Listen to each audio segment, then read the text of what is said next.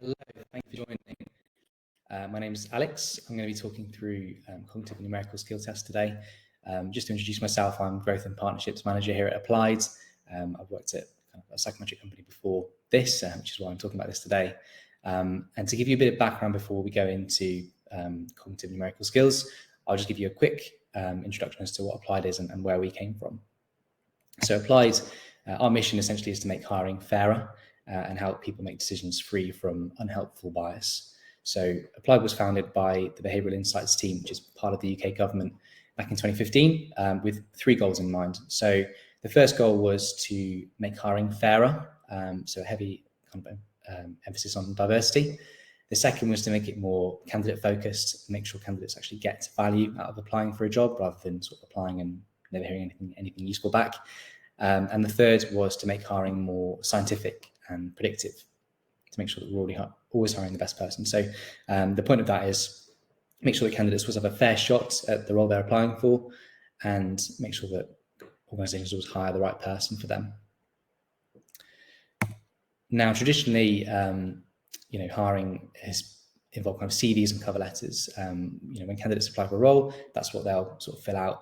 However, there's been lots of research around bias in CVs. So, for example, many organisations now anonymise the name of a candidate when they apply to kind of cancel out any sort of biases around their name. For example, if it doesn't sound like a British name, for example.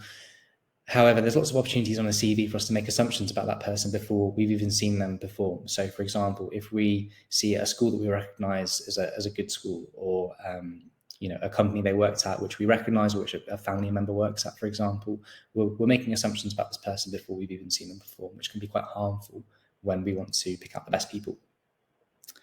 So we've designed a process that removes the opportunity for biases to appear and allows candidates to showcase their skills fairly in a kind of objective way. And there's hundreds of organisations working with us at the moment on this kind of journey towards a more fair hiring process. You'll recognise some of the names there. So in terms of what we're going to talk through today, cognitive testing, we'll talk through when companies use them, what sort of organisations use them, and the advantages and disadvantages of using cognitive tests. And then I'll introduce our sort of answer to that in terms of what we developed at Applied. So first of all, when we talk about the sphere of psychometrics, normally that involves 2 things. So 2 sides. Cognitive tests is on one side, so assessing kind of how someone's brain thinks, essentially, how they process information. And the second side is personality. So we stay away from the personality side because there's no right or wrong personality for a job.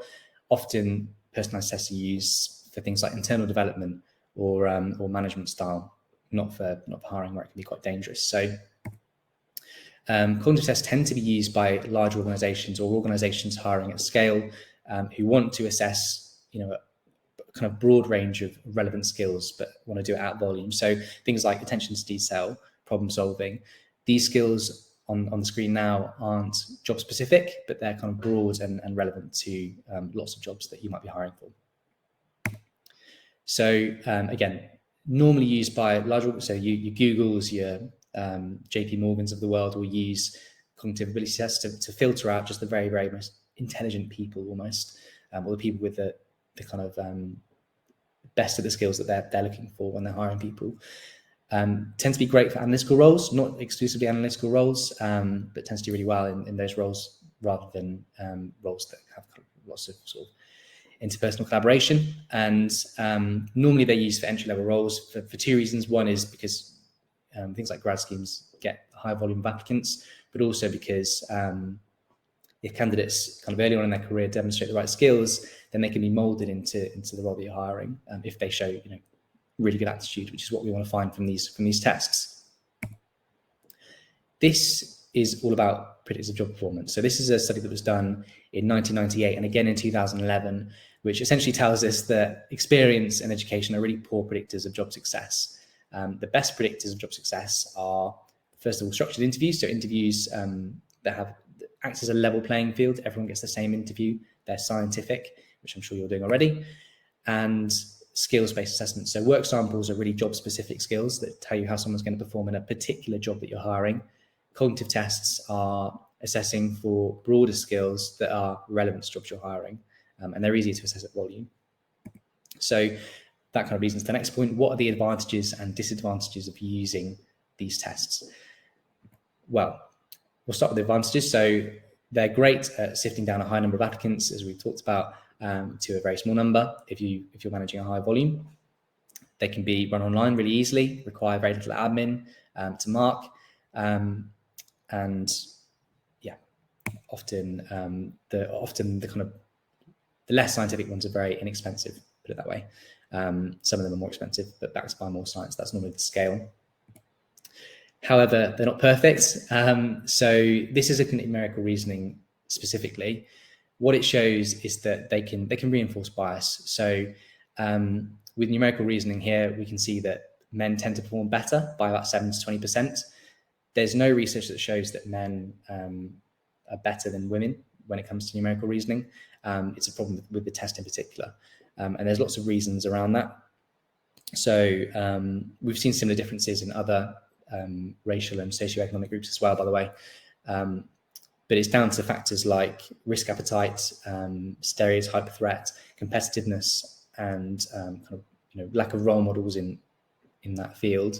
And in fact, in recent years, some psychometric organizations have been debunked for being biased towards certain groups. So, for example, there's a really famous case of one that was debunked because they were biased towards people that went to private schools who were performing better on their test than other groups.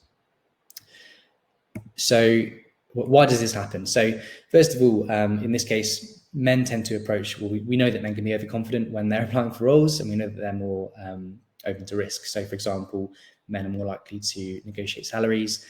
There's been research that shows men will apply for a role if they hit 40% of the criteria, whereas women typically apply for roles when they hit around the 80% mark. And that kind of echoes into the test. So what we see from that is essentially men will, if you have to guess an answer, for example, women will skip the answer altogether, whereas men will just guess, and it affects the score at the end. And then talking about stereotypes, so we know, for example, that there are a lot less women in STEM than men, which is an area where numerical reasoning is particularly important. So if we're applying for, maybe we use numerical tests for an accounting role, a data analyst role, or something really kind of, sort of data orientated, chances are they're going to have less role models in that field, which can affect, how they perceive. They're socially conditioned to believe that they're not going to do as well on this test as people that are like the male kind of role models in that field, if that makes sense. So moving on from that, this is our kind of answer to that dilemma. So what I'm going to talk about first of all is the priming effect. So this kind of touches on the stereotype point. I'm going to show you two types of images here. So first of all, this is the first set of images. We're seeing some sort of, food items. The second is, a few kind of bathroom items. Now, if I show you a word with the letter missing, and it's your task to fill in the missing letter, you're going to fill it in a different letter depending on what you've been sort of primed with. So people that are primed with the sort of food items are more likely to say, okay, well, it's soup, obviously. Whereas people that see the bathroom items are more likely to say, well, obviously it's soap. But it's an example of how we are sort of primed. And the idea is that stimuli in your environment can affect the decisions that you make and can affect your behavior. So when that comes down to stereotypes, if we're primed to see just men performing well in these tasks and doing well in STEM fields, it can sort of socially condition women who are applying for these roles to feel like they're not going to do as well. So where we get around that is by, in MAT, which is our solution. When you start the test, you'll see women and people of color telling you how to succeed in the test and how to do it well.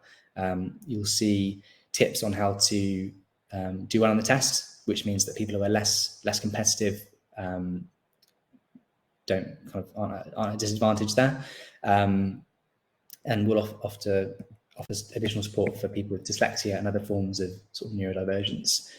so that they get a fair sort of level playing field as well to do the tests. So very briefly, some of the kind of factors we addressed with mapped competitive environments. We talked about competitiveness. Men are more likely to take risks when there are two types of pressure, so time constraints and stereotypes. We've covered stereotypes. We have an intentionally placed timer, so it doesn't put pressure on the candidate. Warmer language, a practice question, which goes a long way to kind of balance out competitiveness. Risk appetite, we've talked about. We use kind of ease up questions, encouraging candidates to guess answers. You can flick between questions. There's no penalty for getting an answer wrong, like you don't go down a mark, for example. And we've just shown sort of stereotype threat, which is seeing people of colour and women, so people outside the traditional sort of stereotype, doing well and explaining how to do well on these tests to balance that out as well. And we wanted to measure how effective this was, so how MAPT compares with other psychometric tests, other cognitive tests on the market, particularly for numerical reasoning. So what we found was, while we can't control, the environment that the candidate is in, we can't control years of social conditioning, we can influence the scores. So the difference between men and women goes down by about 50%, which is great, and particularly at the higher end of the spectrum as well. And now kind of some sort of well-respected consulting firms are using us to hire fairly and maintain kind of principles of fairness and equity, and deliver results. So CIL is a great example of a consulting firm we work with. What they found by using kind of this method of hiring, debias, removing CVs and using predictive skills-based assessments like MAPT and other sort of work samples, they did a third less interviews because they were just interviewing people who had shown the right aptitudes before they were shortlisted. So people that had demonstrated skills through the testing. And because candidates enjoyed the process so much, they were 30% more likely to accept job offers, which meant that CIL were losing less good candidates to competitors. What you should see on the screen now is a link to do a kind of trial test. This is just an idea of kind of what the test looks like when you start it. And the best thing about it is that, again, candidates really enjoy it. So they find it challenging, obviously, but candidates appreciate generally being sort of assessed in a fair way on a level playing field. There's reference to some competitors there. And I'll leave you with this quote. But that's kind of all I was going to talk through today. I hope that gives you an understanding of, when kind of organizations use psychometric tests, the advantages, disadvantages of using them, what to be kind of wary of when you're setting up these tests and introducing them to candidates, and the kind of results you'd expect to see. I hope that, ultimately they're a good thing if used in the right way. That's my personal opinion. But thanks very much for watching this short video. If you would like more information on sort of fair hiring and how to address unconscious bias and hire in a more fair and ethical way, please, follow our resources. We have a newsletter. We also have a series of other webinars and a training course, which you'll find on our website, which is very helpful. Thanks for watching and enjoy the rest of your day.